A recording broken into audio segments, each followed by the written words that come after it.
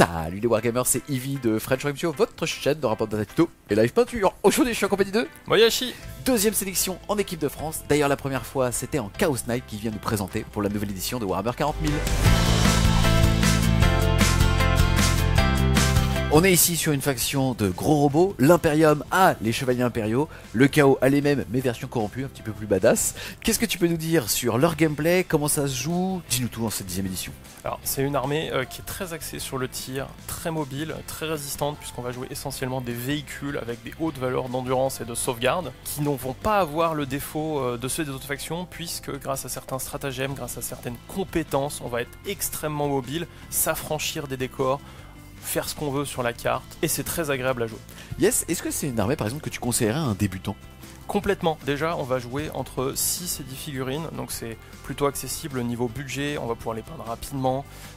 On est sur des entrées qui ont quasiment toutes moins de 10 ans, qui sont très récentes, des très belles sculptures.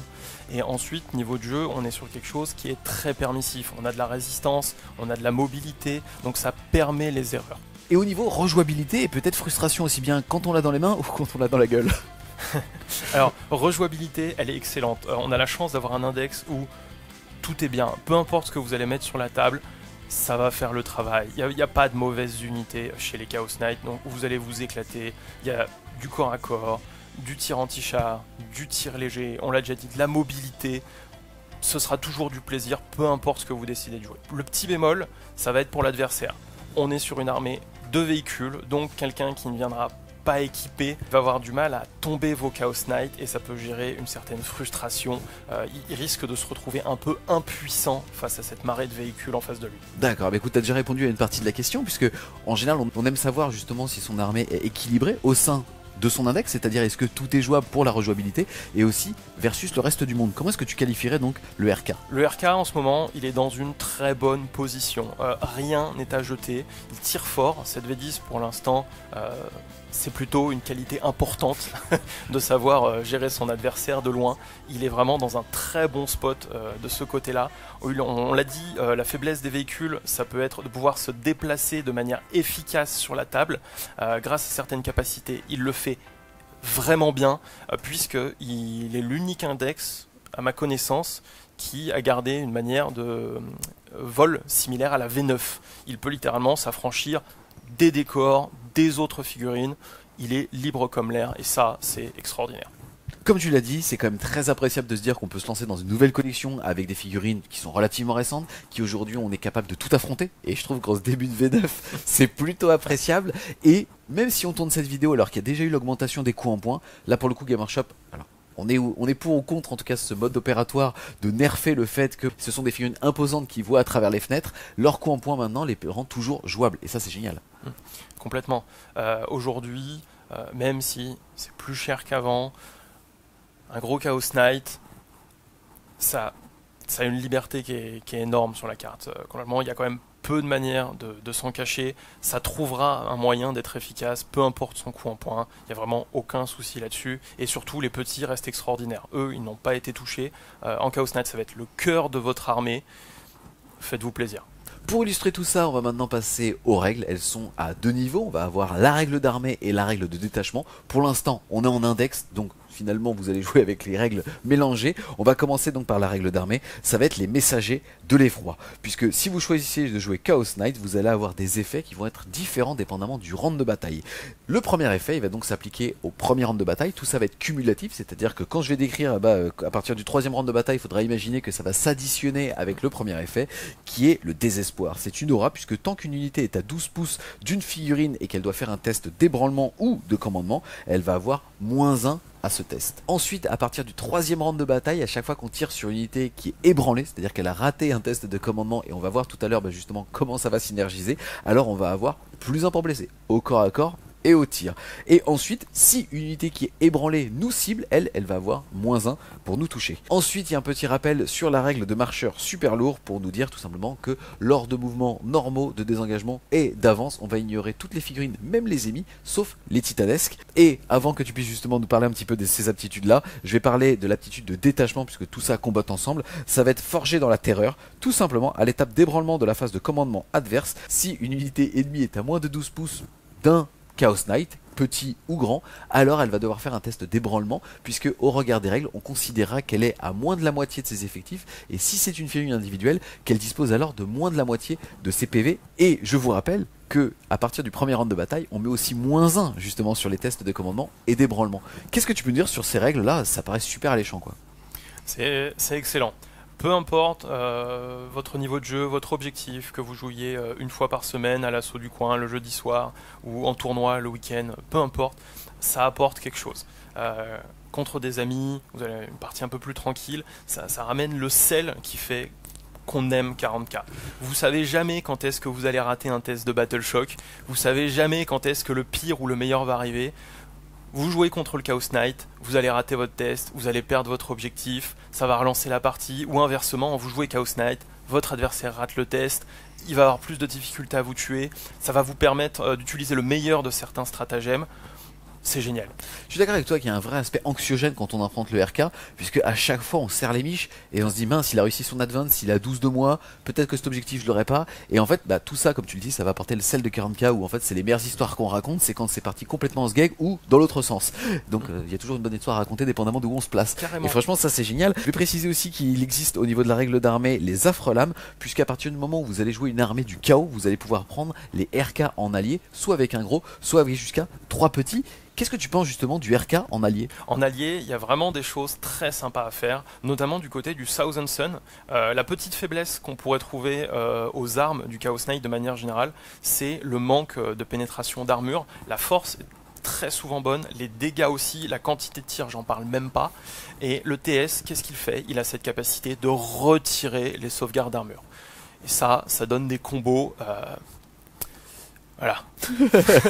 Pour illustrer ce que tu dis, c'est vrai que le Thousand Sun a la capacité de retirer les sauvegardes d'armure. On rappelle, ou si vous l'avez pas fait, allez voir le codex review qu'on a fait avec Mister M dessus, que dépendamment du nombre de sorciers que vous allez avoir dans votre armée, vous allez avoir des points de cabale, et tout simplement, un sorcier qui vaut unité est capable de dire pour 9 points de cabale, t'as plus de sauvegarde. Donc, c'est vrai que ça répond à pas mal de problèmes. Exactement. Quand vous êtes un Custodian Guard et que l'adversaire vous tire dessus à la force 10, PA-1, dégâts 3, vous vous dites, c'est bon, je suis à couvert, je sauvegarde à 2+. Et quand le Thousand Sun, il vous a retiré votre sauvegarde d'armure, ce battle canon, vous le regardez pas du même œil. On va enchaîner ensuite avec les améliorations. Elles sont au nombre de 4 dans tous les index. Vous pouvez en avoir jusqu'à 3. Les appliquer sur des personnages qui ne sont pas des héros épiques. Et il va falloir aussi les payer en points. On va commencer par le Seigneur de l'Effroi. Lui, il coûte 35 points. Et ça va permettre tout simplement à la figurine qui va être dotée de cette amélioration, au début de la phase de combat, de choisir une unité ennemie. Et celle-ci devra faire un test d'ébranlement. On rappelle que dès le début de la partie, vous allez avoir -1 pour réaliser ce test, et que si jamais vous êtes au 3e round de bataille, alors vous aurez +1 pour blesser et -1 pour être touché si elle est ébranlée. Complètement, cette amélioration, elle est excellente. Elle permet de tirer le meilleur parti de vos règles d'armée et de certains stratagèmes, comme on le verra plus tard. Si vous avez les points, foncez. Ce sera jamais une déception. Ensuite, on va avoir l'aura de terreur qui, elle, vaut 25 points. Ça va tout simplement donner à la figurine qui va avoir cette amélioration ce qu'on appelle le fameux sticky objectif. Tout simplement le fait qu'à partir du moment où il contrôle un objectif, il peut s'en aller et continuer de l'avoir jusqu'à ce qu'un adversaire le reprenne, avec la particularité que cet objectif devient souillé, corrompu. Souillé, c'est mieux. Et cet objectif comptera alors comme un RK au regard de l'aura de l'effroi. C'est-à-dire que dès qu'une unité arrivera à 12 pouces de cet objectif, elle devra faire un test d'ébranlement avec un malus de -1. Encore une fois, ça ne peut pas être mauvais. On va jouer avec peu de figurines sur la table, pouvoir se dispenser d'en laisser une derrière chez soi pour contrôler l'objectif si jamais l'adversaire n'est pas assez mobile pour atteindre votre zone de déploiement, c'est une très bonne compétence. Encore une fois, ce sera toujours utile. Ensuite, un autre excellent, la marque du traître. Celui-là, il vaut 30 points. Dès le premier round de bataille, vous allez donner -1 au test d'ébranlement. Ils devront en faire. Et en plus de ça, si la personne le rate, dès le tour 1, +1 pour blesser et -1 pour être touché. On est peut-être un peu en dessous des deux autres parce que ce sera pas évident à faire fonctionner. Mais si l'adversaire décide de vous avancer dessus très vite, ou si vous décidez de lui avancer dessus très vite, ce qu'on va faire généralement en Chaos Knight, on va pas se mentir. En fait, c'est la jonction du fameux T2, T3. Aujourd'hui, les games vont quand même très vite. Ouais. Et on est peut-être content de l'avoir sur au moins autour d'eux, quoi. Exactement, j'aurais pas pu mieux dire. Dès le T2, on va pouvoir avoir au hasard un gros Chaos Knight. Pourquoi pas équipé de 2 battle canons, qui va pouvoir avoir son +1 pour blesser, qui va être plus difficile à tomber pour l'adversaire grâce au -1 pour toucher. on prend. Yes. On va terminer avec la panoplie des chevaliers maudits. Elle vaut 40 points. Et tout simplement, le porteur va systématiquement avoir -1 à la pénétration d'armure des attaques. On rappelle qu'on est sur des châssis qui vont d'endurance 10 à endurance 12, qui ont une sauvegarde à 2, une invulnérable à 5. Il y a un monde dans lequel -1 PA, c'est pas mal. Hein. Et surtout qu'en V10, quasiment toutes les armes du jeu ont déjà perdu 1 à la pénétration d'armure. Quand on retire encore 1 via cette règle, on va garder une sauvegarde à 3 voire à 4, même contre les meilleures armes anti-char du jeu. Et ça, c'est vraiment précieux. Yes, on vient de voir plein d'améliorations. Globalement, elles vont de 25 à 40 points. Au niveau des figurines, on oscille entre 550 et 135 points, donc déjà vraiment pas cher. Mais tu sais, dans la nouvelle façon dont on va faire une liste d'armées, aujourd'hui, on a un petit peu moins de latitude qu'avant.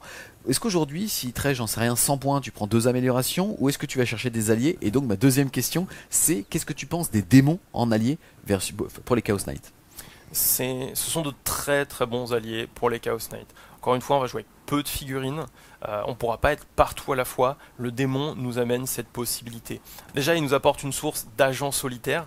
Le fait, excuse-moi, de pouvoir être ciblé que si jamais l'unité ennemie est à moins de 12 pouces de lui. Comme le changelin ou les scripts bleus, qui en plus de ça, pour le changelin, apporte des règles qui synergisent très bien avec les nôtres, qui jouent sur le fait d'être ébranlé ou non, en plus de plein de petites unités pas chères qui vont pouvoir arriver des réserves en frappe en profondeur, ou se faufiler chez l'adversaire, être là où le Chaos Knight ne peut pas être. Ok, et d'ailleurs, est-ce que tu penses que le Chaos Knight, il faut mieux le jouer en tactique fixe, c'est-à-dire les mêmes objectifs secondaires sur toute la partie, ou est-ce qu'il sait jouer justement avec un tirage de cartes? Il sait complètement jouer avec un tirage de cartes. Personnellement, c'est ce que j'ai essayé jusqu'à présent, j'ai jamais aucun problème à le faire fonctionner. Non, je pense qu'il est vraiment très très bon à ce petit jeu. On va maintenant passer aux stratagèmes. On rappelle qu'ils sont au nombre de 6 comme tous les index. Le premier, ça va être le Molosse effroyable. Il va valoir 1 PC. On va l'utiliser soit au début de la phase de tir, soit au début de la phase de combat. Encore une fois, ami ou ennemi. On va pouvoir choisir au moins 2 dogs. Les dogs, c'est les petits. C'est l'équivalent des armigères. Oh, tu sens que les RK ils sont un petit peu plus badass parce qu'on ne force pas à prononcer un accent circonflexe de merde. Tu vois. Bref, ici ça sera les dogs. En tout cas, donc on choisira 2 dogs et une unité ennemie et on va avoir touche soutenue sur toutes ces armes. Et en plus de ça, si l'unité ennemie est ébranlée, alors les touches critiques seront sur du 5 et pas sur du 6. Un stratagème qui nous permet de tuer l'adversaire plus vite. Sachant qu'en Chaos Knight on est capable de délivrer une quantité de tir qui est juste phénoménale. Vous vous tromperez jamais en dépensant un point de commandement pour ce stratagème. Ce sera toujours bien. Ensuite, on va avoir le mépris des faibles, il vaut 1 PC, on va l'utiliser à la phase de combat juste après qu'on ait été choisi, donc attention, ça ne marche qu'au corps à corps. On va choisir un chevalier impérial de son armée, donc un petit ou un gros, c'est le même prix, et là, on va avoir un insensible à la douleur à 6, et si l'unité qui nous tape dessus était alors ébranlée, alors ça sera sur du 5. Aujourd'hui, en V10, il n'y a plus vraiment de profil dégressif, ce qui fait que chaque point de vie va compter. Ce stratagème nous aide dans cet objectif, encore une fois. Vous pouvez jamais vous tromper. Vous avez un point de commandement, quelque chose arrive au corps à corps, menace votre CK, utilisez-le. Vous pouvez pas vous tromper. Ensuite, on va avoir le Thérombre. Okay. Il vaut 1 PC, on va l'utiliser à n'importe quelle phase jusqu'après qu'une unité ennemie ait un test d'ébranlement. On va choisir une unité RK qui est à 12 pouces de cette unité. On va alors jeter 6d6 et pour chaque 4+, l'unité ennemie prendra une blessure mortelle et le RK qu'il a lancé récupérera un PV. Celui-là, c'est mon plaisir coupable. Déjà en V9, c'était mon stratagème préféré chez le Chaos Knight. En V10, il est un peu moins fort, mais c'est toujours génial de voir son adversaire qui pense avoir survécu à 1 ou 2 points de vie près avec son unité, rater son balle de choc et elle va disparaître. Et au passage, je vais récupérer quelques points de vie. Excellent. La frustration, elle est dans un sens quand même. Non, il est pas pété. Franchement, il est bien costé un PC. Ouais. Le fait de faire 3 blessures mortelles, c'est complètement acceptable. Mais je comprends en fait la petite jouissance que tu vas avoir en disant. Exactement. Il va s'être caché lui. Hein. Un petit plaisir coupable. Petit plaisir coupable, ça me va. Ensuite, on va avoir une longue laisse. Il va coûter 1 PC. On va utiliser à sa phase de commandement. On va choisir une figurine turpide. Alors oui, il y a différentes tailles. Comme chez les humains, de RK. Vous avez les tout petits qui sont les dogs, vous avez les intermédiaires comme ces deux-là qui sont les turpides, et vous avez les très gros, la classe Dominus côté Imperium qui là sont les tyrans. Donc vous choisirez ce que vous allez jouer globalement, c'est-à-dire un intermédiaire, mais nous on va comme les appeler les gros, et jusqu'à 3 petits, et jusqu'au début de votre prochaine phase de commandement, les petits seront considérés comme étant à portée d'aura des gros. Par exemple, celui-ci donne une bulle de relance D1 pour toucher. Ça sera donc sur toute la table pour jusqu'à 3 petits. Avec des figurines aussi grosses que les Chaos Knight et aussi peu nombreuses sur la table, le gameplay en aura, c'est pas forcément quelque chose de simple à mettre en œuvre. Là, ça vous donne de la liberté dans vos mouvements, ça pardonne les erreurs, ça vous permet d'être à plus d'endroits à la fois, mais quand même de garder le bénéfice des auras. Excellent stratagème. Yes. Ensuite aussi, ce qui va clairement déterminer l'ADN de l'armée versus peut-être ceux de l'Imperium, ça va être les chevaliers de l'ombre. On va l'utiliser à la phase de mouvement ou à la phase de charge. Et bon courage, puisque ça veut dire que rien ne vous empêche de le faire 2 fois par tour, celui-là. C'est-à-dire à la phase de mouvement pour un PC et à la phase de charge pour un deuxième PC. Vous allez choisir jusqu'à 2 dogs, donc 2 petits ou un gros, là pour le coup titanesque, c'est-à-dire moyen ou très gros, et jusqu'à la fin de la phase, les figurines choisies peuvent se déplacer horizontalement à travers les figurines et les éléments de terrain, comme s'ils n'étaient pas là. Je précise que déjà aujourd'hui, les gros, c'est-à-dire les titanesques, eux peuvent ignorer les décors qui vont faire jusqu'à 4 pouces de haut. Putain, celui-là, il est énorme, quoi. Un des meilleurs stratagèmes du jeu. Sans aucun doute, je pense que tout le monde nous l'envie, sans exception. Encore plus maintenant d'ailleurs. Encore plus maintenant. Pouvoir s'affranchir des décors, des figurines adverses, quand on a un socle comme ça, quand on a un gabarit comme ça, ça... Arrête, tu me flattes. Ah pardon. Non, je parle de lui. Hein. Putain. Non, c'est excessivement pas. Et surtout, ça, en fait, ce qui est dingue, même quand on l'affronte, c'est que ça rend le RK ultra nerveux et imprévisible. Parce qu'en fait, vous allez littéralement tout mesurer à vol d'oiseau. C'est-à-dire que vous allez dire, putain, il a 24. Tu vois, et en fait, on ignore tout, on se sent à l'abri nulle part. Certes, il peut pas finir dans un mur, mais on rappelle quand même que au niveau de sa règle, il ignore sur les mouvements toutes les figurines. Donc il peut même escalader un cordon qui sera à travers un mur caché et tout, se téléporter finalement de l'autre côté d'un objectif avec une belle avance. Il pourra certes pas charger, mais il pourra aller voler l'objectif parce que ces petits cocos, ils comptent pour 10 et les petits comptent pour 8 aussi sur un objectif. Donc à chaque fois, on va sacrifier des ressources pour aller voler des objectifs. C'est ultra jouissif. Et en plus, ça synergise parfaitement avec ton règle d'armée. On veut être près de l'adversaire, à moins de 12 de lui, pour lui faire des tests de Battle Shock, qu'il les rate. Tu vois, excuse-moi, mais dans cette armée, ça devrait pas être des ébranlements, ça devrait être tu te chies dessus. Exactement. On est d'accord ? C'est ça. Je vais où je veux, c'est souvent dans ta gueule. Et on va terminer les stratagèmes par le rempart diabolique qui vaut 1 PC. On va l'utiliser à la phase de tir adverse, juste après que un de nos petits chevaliers mignons ait été pris pour cible d'une attaque. Alors, on va avoir une invulnérable à 4 jusqu'à la fin de la phase, donc au tir. Simple, efficace. Je peux garder un de mes chevaliers un peu plus longtemps en vie ? Oui. Yes, c'est intéressant, on voit que finalement il y a beaucoup de très très bons stratagèmes qui sont à 1 PC. Est-ce qu'il y a des occurrences dans cette armée ou peut-être chez des alliés pour pouvoir justement récupérer plus de PC? Je rappelle qu'on commence la partie à 0, qu'on en gagne un par tour, soit sur 5 rounds vous allez en avoir 10, ou est-ce que non, t'en auras toujours que 10 malheureusement en RK? Il n'y a pas vraiment de solution de ce côté-là. Le Chaos Knight a un problème de riche, c'est-à-dire qu'il a que des stratagèmes excellents qui sont toujours utiles. On a tous envie de les utiliser tout le temps, mais peu de CP pour le faire. Faudra faire des choix.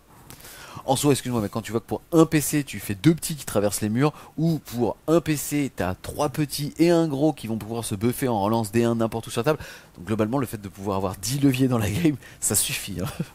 Ça suffit. On va commencer donc par le Dog Exécuteur. Il vaut 135 points. Pour un châssis qui bouge de 12, endurance 10, sauvegarde à 3, 12 points de vie, contrôle d'objectif 8, commandement à 7 et une petite invulnérable à 5 uniquement au tir.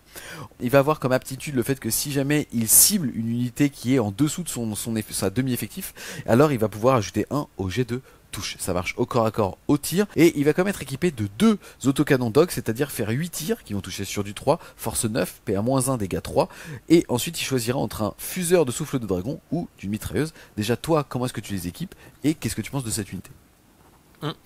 135 points, du tir à longue portée qui est assez rare dans le codex. On a toujours besoin de quelque chose pour rester sur son objectif. Très pertinent donc dans ce rôle-là. Seul petit bémol, on aurait aimé que sa règle synergise avec notre règle détachement. À savoir, il a +1 pour toucher contre une cible qui est à mi-force. Notre règle de détachement nous permet de considérer l'adversaire à mi-force au premier point de vie perdu ou à la première figurine, mais seulement pour les Battle Shock tests. On aurait aimé voir une synergie ici. Je suis complètement d'accord avec toi. Est-ce que tu en joues ou est-ce que pour le tir à longue portée tu vas chercher autre chose ou autre? J'en ai toujours joué un. D'accord. C'est mon gardien de but. Ok. Ensuite, on va enchaîner avec le Dog Carnivore. Lui, il vaut 160 points, donc il est un petit peu plus cher. Mais regardez-moi cette beauté. Il va bouger de 14 déjà, il va pouvoir nativement relancer les jets de charge. On rappelle que pour un PC, si on en a deux, on passe à travers les murs. Et quand tu bouges de 14, même son socle qui peut être un petit peu gros, on va arriver à le déplacer.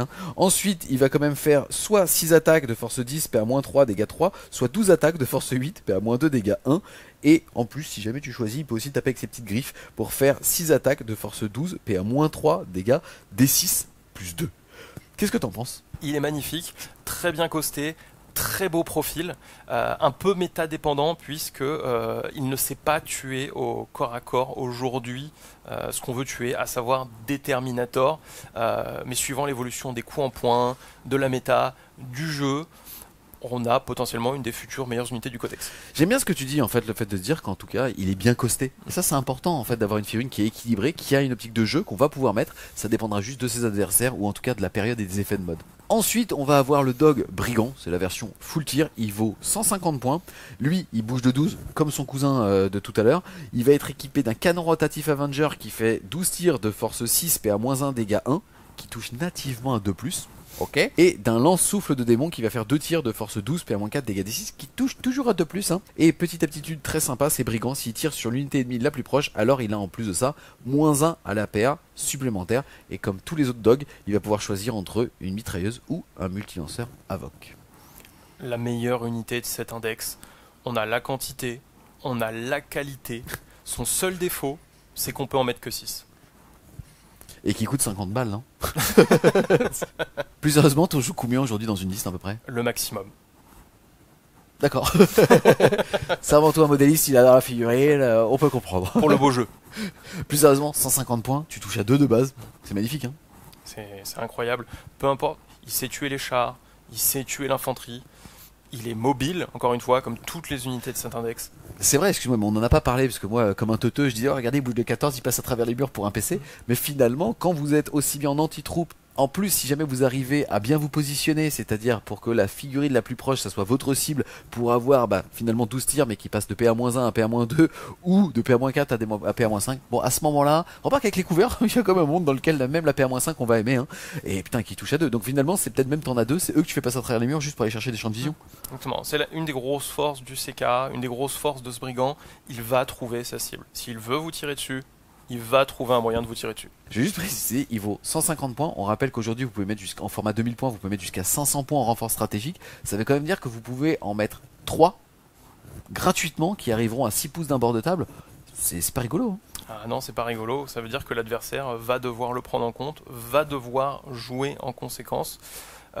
On peut pas manquer de respect à 3 brigands en réserve stratégique. Ensuite, on va revenir en arrière puisqu'on avait volontairement passé le rabatteur. Lui, il ne vaut que 135 points. C'est le profil hybride. Malheureusement, comme il est hybride, il a pris aucun des bons côtés. Dans le sens où celui de corps à corps bouge à 14, lui a bougé de 12. Et celui qui faisait full tir, touché à 2, lui va justement avoir une CD de 3+. Par contre, il a une règle qui rigole 0. Comme c'est un rabatteur, à partir du moment où il prend pour cible une unité qui n'a pas de copine à 6 pouces ou moins d'elle, il va avoir +1 pour blesser.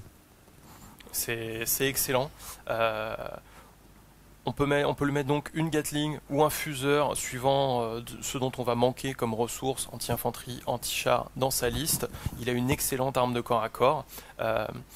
Il a la particularité d'avoir le mot-clé personnage pour le meilleur et pour le pire. Le meilleur, c'est que sur certains scénarios, les personnages sont essentiels pour apporter des points. Pour le pire, parce que ça va aussi en rapporter à l'adversaire s'il choisit le secondaire assassinat. Yes, donc ça sera plutôt à toi, au moment où tu vas faire ta constitution de liste, de pas en mettre trop pour pas le tenter avec un objectif fixe. Mais c'est vrai que d'avoir des personnages, faut aussi dire que s'il tire de façon aléatoire assassinat, tu lui offres un petit tour à 4. Exactement, il faut trouver le juste équilibre avec cette entrée du codex. Mais le fait est que ça soit un personnage, tu lui offres aussi justement la porte aux améliorations. Est-ce que t'aimes bien en avoir un avec une amélioration par exemple? Oui, par exemple celle qui permet de garder un objectif sous contrôle. Il joue très bien ce rôle-là. Un gros, on a plutôt envie qu'il avance très vite sur la carte, menacer l'adversaire, passer un tour sur un objectif pour le garder. Ça fait cher. Bof, alors que ce rabatteur-là, il est parfait dans ce rôle-là. On continue avec une parfaite copie de ce qu'on a nous côté Imperium, c'est le Dog Chasseur, le Huntsman. Il vaut 140 points, c'est l'équivalent de l'armigère. Il va lui bouger de 12, il va avoir comme règle chasseur qui fait qu'à chaque fois qu'il va prendre pour cible un monstre ou un véhicule, il va pouvoir relancer les jets de blessure de 1 et surtout relancer les jets de dégâts de 1. Qu'est-ce qu'il y a de pire dans la vie d'un wargamer que faire 1 sur un jet de dégâts D6? Rien. Si, 1, reroll 1. À ceux à qui ça arrive, on peut plus rien faire pour vous de toute manière. Yes. C'est pas de jouer RK qui va changer leur life à ce moment-là, malheureusement. À la limite, appelle ta femme quand même à ce moment-là pour te rendre compte si t'es pas en train. Enfin bon.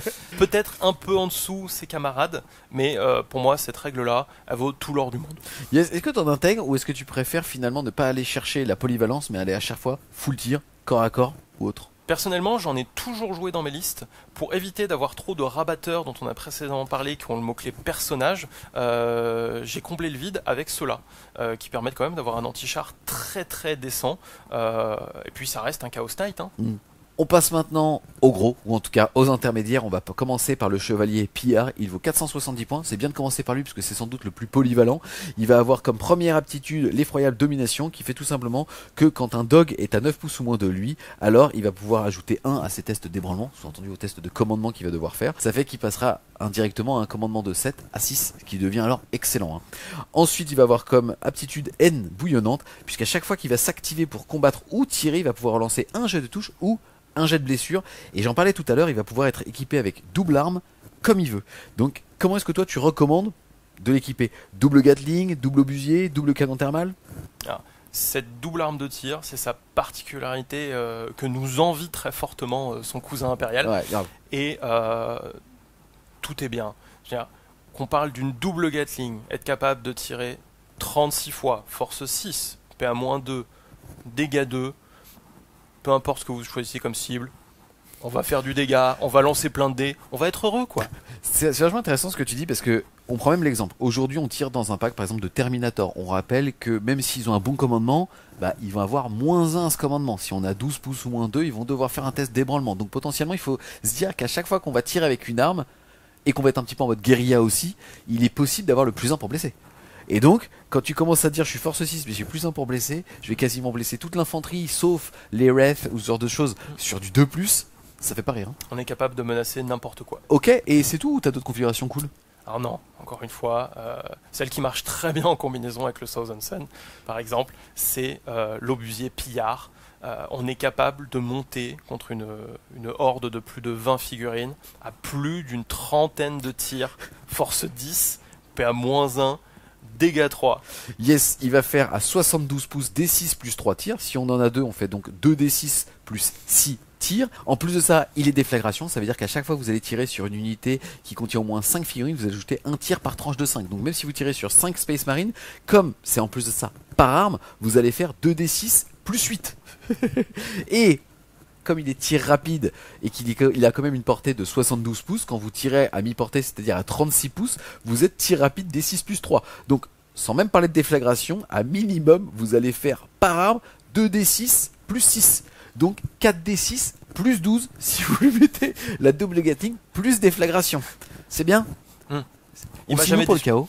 Il m'a jamais déçu. Putain. Il est pas auto-include, ça m'est arrivé d'en jouer, en revanche. Il souffre en fait un peu de la comparaison avec les petits, hein, concrètement.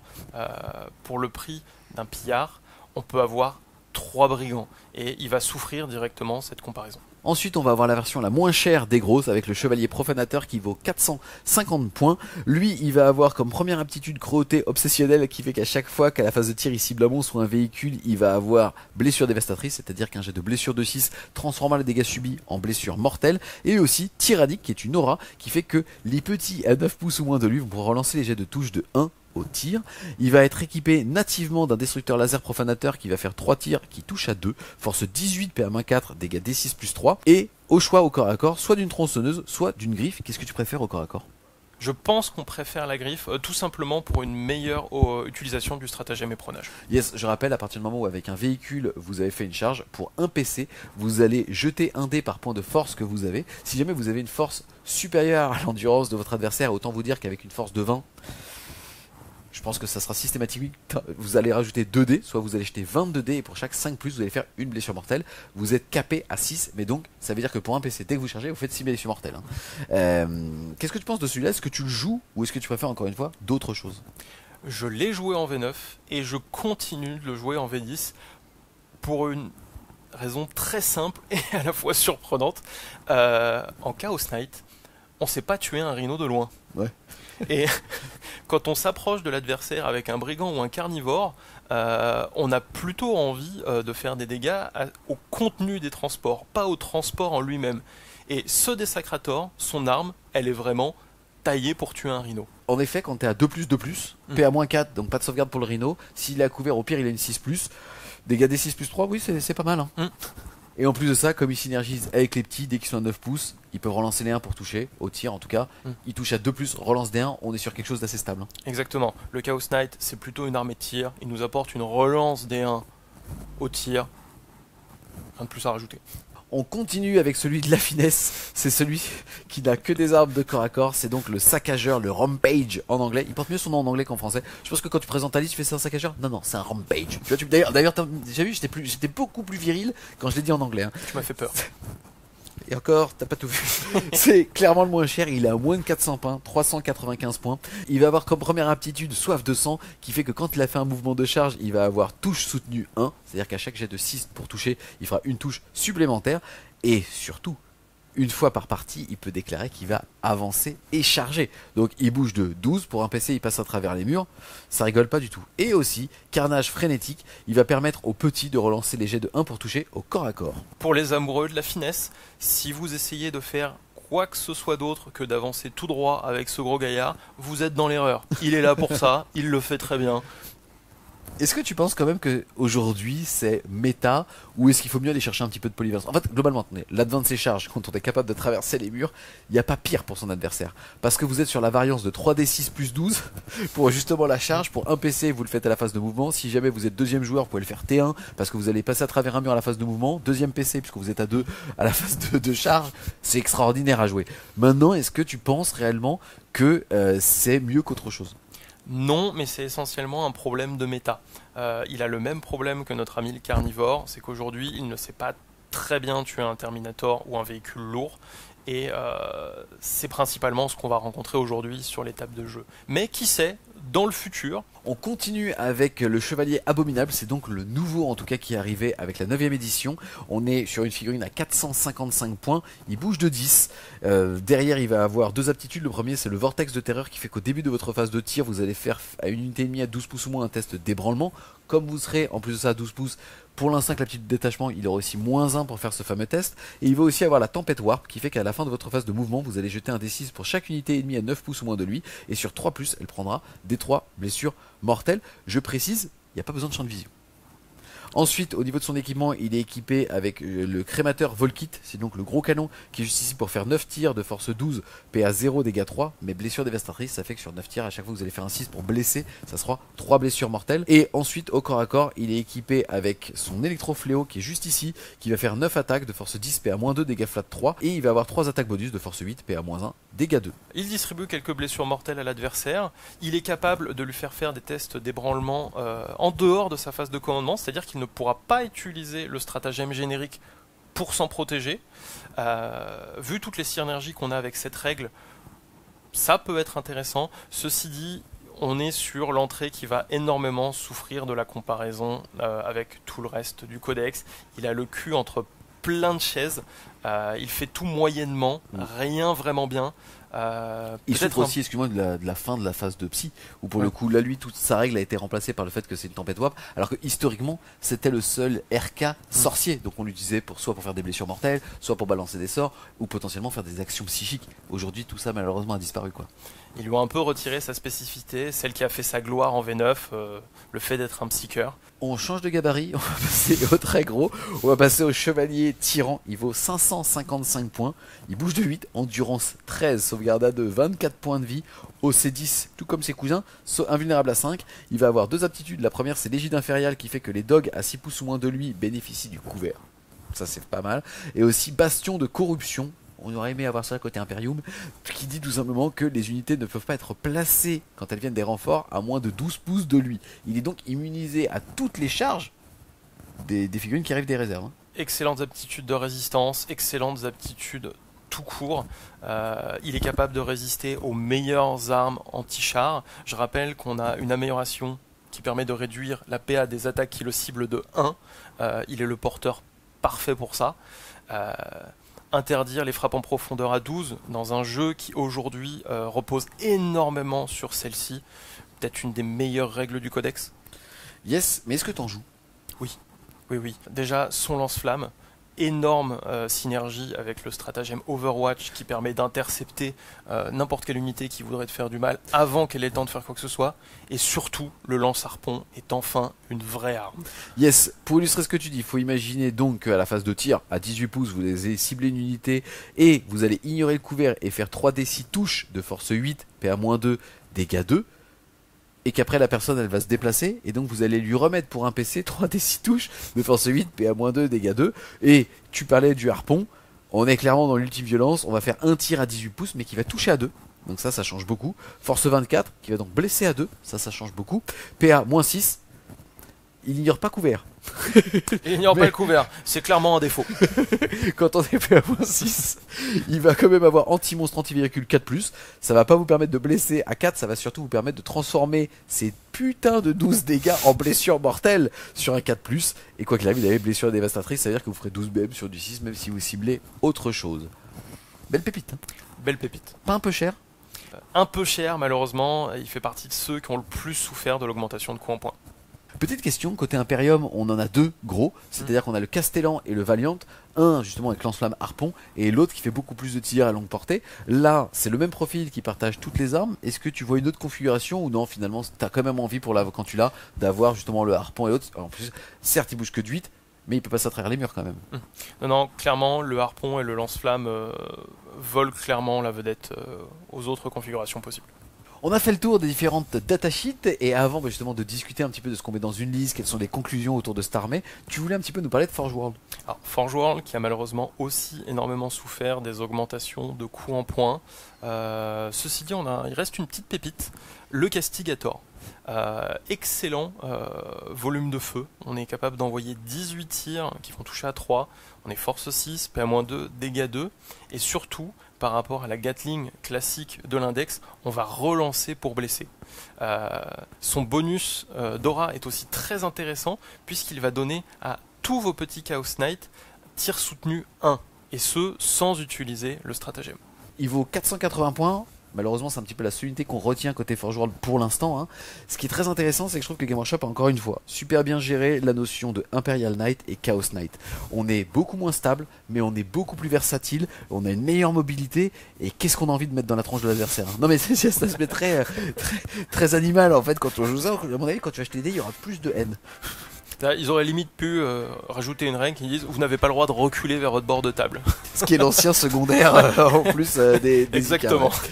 Qu'est-ce que tu mets toi aujourd'hui dans une liste? Globalement, on a dit qu'on pouvait mettre, allez, on va dire 4 gros si on le souhaite dans une liste, ou alors justement potentiellement jusqu'à 8 à 10 figurines si on fait un mixte entre les deux. Toi aujourd'hui justement, où est-ce que tu mets cette subtilité? Moi j'irais plus vers un gros et 10 petits personnellement, c'est ce que j'ai le plus essayé. Il y a plusieurs choix possibles. Dans les 10 on va mettre un peu de tout en fait, toujours dans cette idée d'avoir un maximum d'options de jeu, d'être le plus polyvalent possible. On va mettre du brigand bien sûr, probablement en quantité, mais on peut aussi rajouter les chasseurs qu'on a vus, les rabatteurs, l'exécuteur qui permet de garder notre objectif, rester chez nous. Et comme gros, de base, je conseille le profanateur, bien sûr. On est une armée qui fonctionne énormément autour du tir, il le rend meilleur, il sait tuer ce que les petits ne savent pas tuer. Yes, faut imaginer, excuse-moi, donc cette aura de relance des 1 à la touche au tir fonctionne à 9 pouces de lui. Donc regardez un petit peu la taille du socle, 9 pouces c'est un rayon, ça fait 18 pouces de diamètre, plus la largeur de ce socle. Donc pour qu'un peu que vous mettiez au centre de table, c'est 5 petits qui vont être en full reroll D1.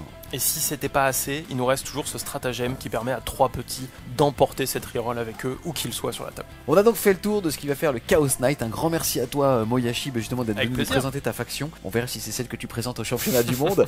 Comme vous l'avez vu, c'est une super armée pour pouvoir commencer le jeu ou commencer un nouveau projet. Que vous soyez chaoteux ou que vous vouliez vous diriger vers les dieux sombres, c'est génial. En allié aussi, puisqu'on n'a pas trop parlé de ça, mais le fait de mettre 3 petits c'est sympa, un gros ça peut être sympa, donc à la limite pourquoi pas là-dedans. On espère clairement que vous avez aimé la vidéo, c'est le cas, n'hésitez pas à mettre un gros pouce bleu dessus, à la commenter, à la partager. Si vous voulez continuer de supporter French Game Studio, il nous aide financièrement, n'hésitez pas à aller faire un tour sur son Tipeee, le lien sera en description. Et nous on vous dit à plus les Wargamers.